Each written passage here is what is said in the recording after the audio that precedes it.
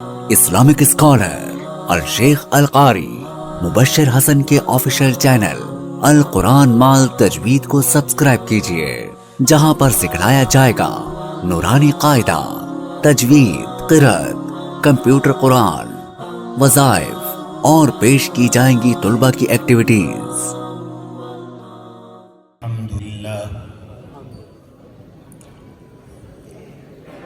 الحمد لله وكفى وسلام على عباده الذين اصطفى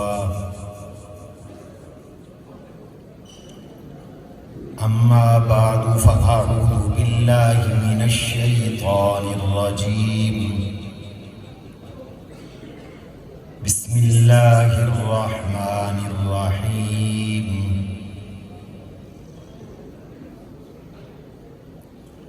فاستقم كما أمرت ومن تاب معك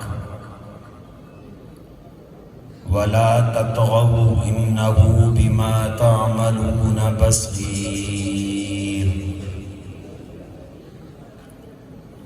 ولا تركنوا إلى الذين ظلموا فتمسكم النار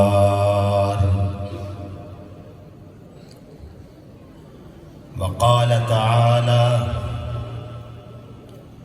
إن الذين قالوا ربنا الله ثم استقاموا تتنزل عليهم الملائكة ألا تخافوا ولا تحزنوا وأبشروا بالجنة التي كنتم توعدون وقال رسول الله صلى الله عليه وسلم قل ربي الله ثم استقم اللهم صل على محمد وعلى آل محمد كما صليت على إبراهيم وعلى آل إبراهيم إنك حميد مجيد اللهم بارك على محمد وعلى آل محمد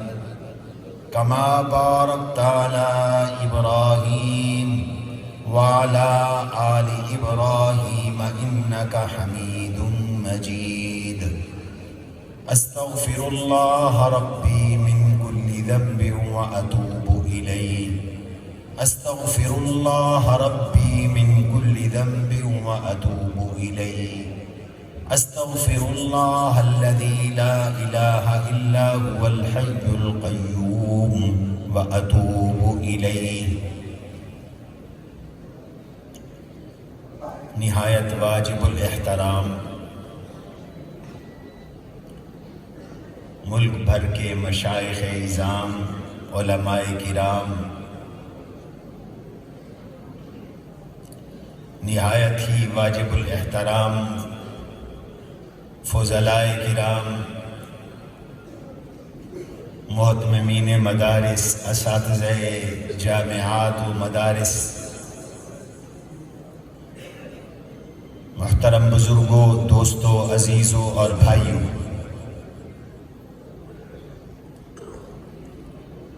مادر علمی عالم اسلام کی عظیم علمی، روحانی، تعلیمی، تدریسی، دینی جامعہ اور یونیورسٹی اس خطے کے قدیم تعلیمی ادارے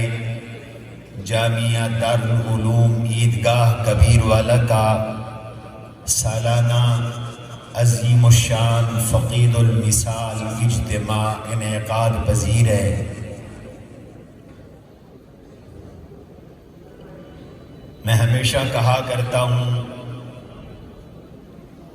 کہ یہ ہمارا مرکز دارالعلوم عیدگاہ کبیروالا ان چند ملک کے ان چند گنے چنے مدارس میں سے ایک ہے جس کا فیض چہار دانگ عالم موجود ہے، جس کے بانی دارالعلوم دیوبند کے سابق استاد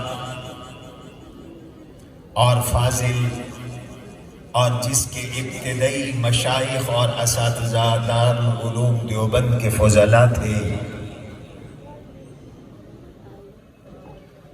اللہ اس ادارے کی آب و تاب کو قائم و دائم رکھے اور ان کے فیوزات میں اور برکت عطا فرمائے۔ آپ بلند آواز سے آمین کہیں۔ کیا حسین منظر ہے کہ ہمارے یہ فضلاء کرام جو اس سال دارالعلوم کبیر والا سے فاتحہ فراغ پڑھ رہے ہیں، وہ تشریف لا رہے ہیں۔ اللہ تعالی ان فضلاء کرام کے علم و عمل میں، فیض میں، عمروں میں، صحتوں میں برکتیں عطا فرمائے۔ میرے بعد ابھی بہت سارے اہم بیانات ہونا ہے، آپ حضرات کی توجہ چاہتا ہوں تاکہ میں اپنی مختصر بات مکمل کر سکوں۔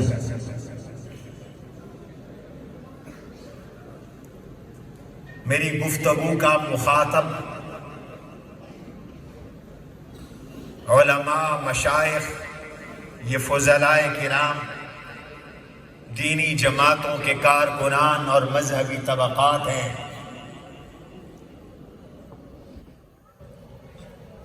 قرآن کریم میں اللہ سبحانہ و تعالی نے